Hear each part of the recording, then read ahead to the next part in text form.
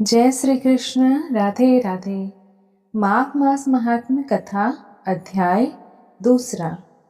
राजा के ऐसे वचन सुनकर तपस्वी कहने लगे कि राजन, भगवान सूर्य बहुत शीघ्र उदय होने वाले हैं, इसीलिए यह हमारे स्नान का समय है, कथा का नहीं।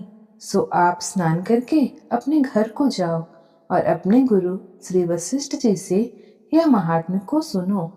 इतना कहकर तपस्वी सरोवर में स्नान के लिए चले गए और राजा भी विधि पूर्वक सरोवर में स्नान करके अपने घर लौटा और रनिवास में जाकर तपस्वी की सब कथा रानी को सुनाई।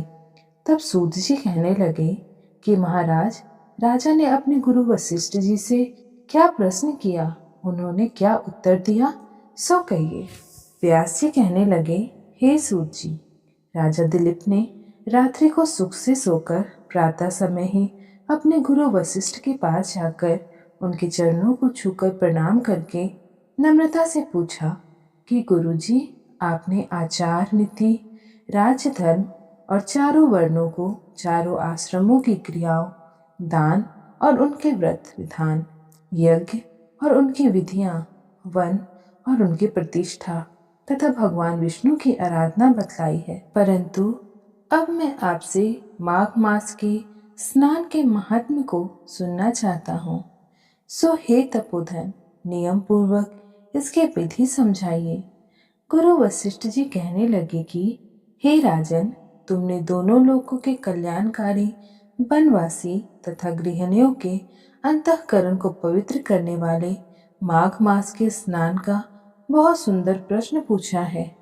मकर राशि में सूर्य के आने पर माघ स्नान में स्नान का फल गौ, भूमि, तिल, वस्त्र, स्वर्ण, अन्न, घोड़ा आदि दानों तथा चंद्रायन और ब्रह्म कुंवर व्रत आदि से भी अधिक होता है। वैशाख तथा कार्तिक के जप, दान, तप और यज्ञ बहुत फल देने वाले हैं, परंतु माघ मास में इनका फल बहुत ही अधिक होता है। माघ मास में स्नान करने वाला पुरुष राजा और मुक्ति के मार्ग को जानने वाला होता है। दिव्य दृष्टि वाले महात्माओं ने कहा है कि जो मनुष्य माघ मास में सकाम या भगवान के निमित्त नियम पूर्वक माघ मास में स्नान करता है, वह अत्यंत फल वाला होता है। उसको शरीर की शुद्धि, प्रीति, ऐश्वर्य तथा चारों प्रकार के फलों की प्राप्ति होती है। अदिति ने 12 वर्ष तक मकर संक्रांति अन्न त्याग कर स्नान किया। इससे 3 लोकों को उज्जवल करने वाले 12 पुत्र उत्पन्न हुए।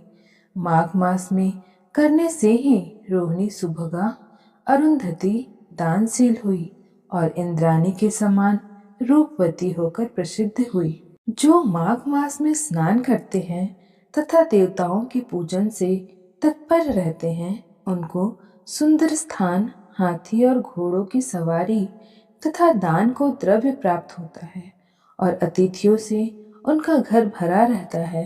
उनके घर में सदा वेद ध्वनि होती रहती है। वह मनुष्य धन्य है जो माघ मास में स्नान करते हैं, दान देते हैं तथा व्रत और नियमों का पालन करते हैं और दूसरे पुण्यों के क्षीण होने से मनुष्य स्वर्ग से वापस आ जाते हैं। परंतु जो मनुष्य माघ मास में स्नान करता है, वह कभी स्वर्ग से वापस नहीं आता। इससे बढ़कर कोई नियम, तप, दान पवित्र और पाप नाशक नहीं है। भृगु जी ने मणि पर्वत पर विद्याधरों को यह सुनाया था। तब राजा ने कहा कि ब्राह्मण, भृगु ऋषि ने कब मणि पर्वत पर विद्याधरों को उपदेश दिया था, सो बतलाइए। तब ऋषि जी कहने लगे कि हे राजन, एक समय 12 वर्ष तक वर्षा न होने के कारण, सब प्रजा छिन्न होने के कारण संसार में बड़ी उद्विग्नता फैल गई। हिमालय और विंध्याचल पर्वत के मध्य का देश निर्जन होने के कारण श्राद्ध, तप तथा स्व अध्याय सब कुछ छूट गए। सारा लोक विपत्तियों में फंसकर प्रजाहीन हो गया। सारा भूमंडल फल और अन्न से रहित हो गया। तब विंध्याचल के नीचे बहती हुई नदी के सुंदर वृक्षों से आच्छादित अपने आश्रम से निकलकर श्री भृगु ऋषि अपने शिष्यों सहित हिमालय पर्वत पर गए। इस पर्वत की चोटी नीली और नीचे का हिस्सा सुनहरी होने से माघ मास महात्म्य सारा पर्वत पीताम्बरधारी श्री भगवान के सदृश्य लगता था। पर्वत के बीच का भाग नीला और बीच बीच में कहीं कहीं सफेद स्फटिक होने से तारों से युक्त आकाश जैसी शोभा को प्राप्त होता था। रात्रि के समय वह पर्वत दीपकों की तरह चमकती हुई दिव्य औषधियों से पूरित किसी महल की शोभा को प्राप्त होता था।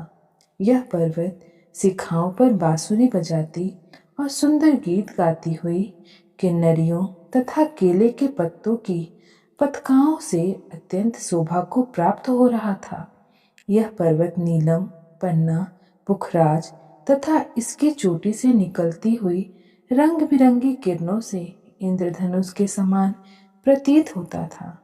स्वर्ण आदि सब धातुओं से तथा चमकते हुए रत्नों से चारों ओर फैली हुई अग्नि ज्वाला के समान शोभायमान था।